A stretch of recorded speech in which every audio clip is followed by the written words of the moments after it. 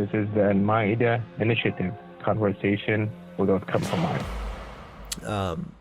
The way we kind of view that the Christian tradition is that concept of this of the crucifixion seems to be a change and a break from the way what God considered to be an acceptable sacrifice in the past, right?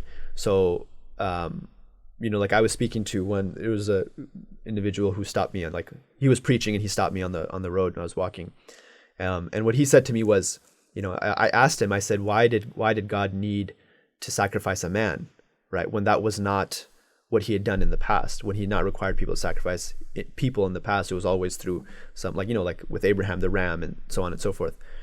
And so he said, well, it's not, because those were never good enough, right? So the way we kind of view it is like, as Muslims, we say, well, that doesn't fit into, this is where like the rationale comes in, that doesn't seem to fit the fact that God is all knowledgeable. And his knowledge is not through, like, our knowledge is through observance, right? Imam Ghazali, he says our knowledge is based on observing something, whereas the world comes about based on the knowledge of Allah. Right. God's knowledge is by his decree, not by his observation of the universe. Right. And so, and the universe is because of his knowledge. Right. So the way that I view that is, I say that doesn't seem to, like, wouldn't he have known that this is not an acceptable sacrifice? So then why would he have asked it of the past prophets and messengers? So that was just an example I wanted to share about how we see, like, okay, there's like a theological difference now, right? Yeah, and so I'd have a different answer to that question. Mm-hmm. So I think that the New Testament says that God chose us in Jesus before the foundations of the world. Mm-hmm. And the point of the sacrifices isn't actually that the blood of an animal has the power to make us right with God, right? Obviously not. Right. We all think that. Right. But that when Abraham and his son go up the mountain, no need to argue over which one. Right. We would believe the basics of the story happen. Right. And he says, okay, he's about to kill his son. God stops him and says, "It's a test. You can go." Right. He doesn't just say, "Okay, here's the test. Go home." Right. He says, "Here's something in its place." Right. And it's not just that they needed a snack. They've been walking all day. Right. What Abraham is supposed to understand there is there's a cost to those actions. Mm-hmm.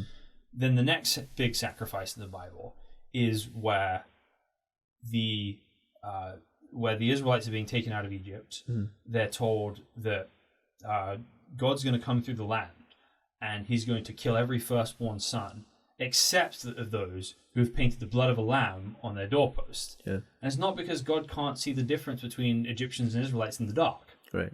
Obviously he can. Right. But he wants them to learn something like that they're not being rescued because they're super deserving. Yeah. They're being rescued by him and this provision for them. Right. And then the next big sacrifice is on Yom Kippur, which is something the Jews today still celebrate. Right. And that's when the whole nation gathers together.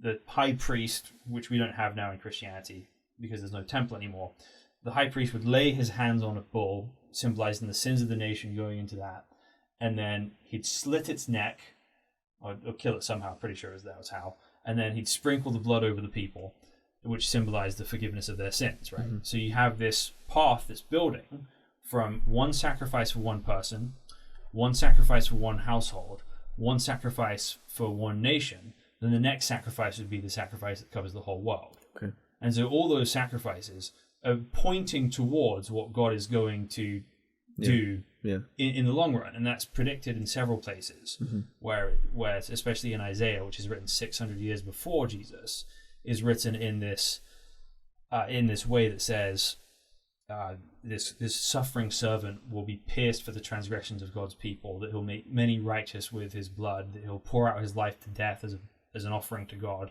his soul make an offering for guilt, right, using the sacrificial language, and yet he'll live to see his offspring live well in the land. Right. So I think that it's important for all of us that we understand the perspectives of these things, right. that we understand these things ourselves and don't rely on other people. Right. And I think Christians should hear Muslims out. I think Muslims should hear Christians out. Absolutely. And it's valuable for all of us. Right. Absolutely.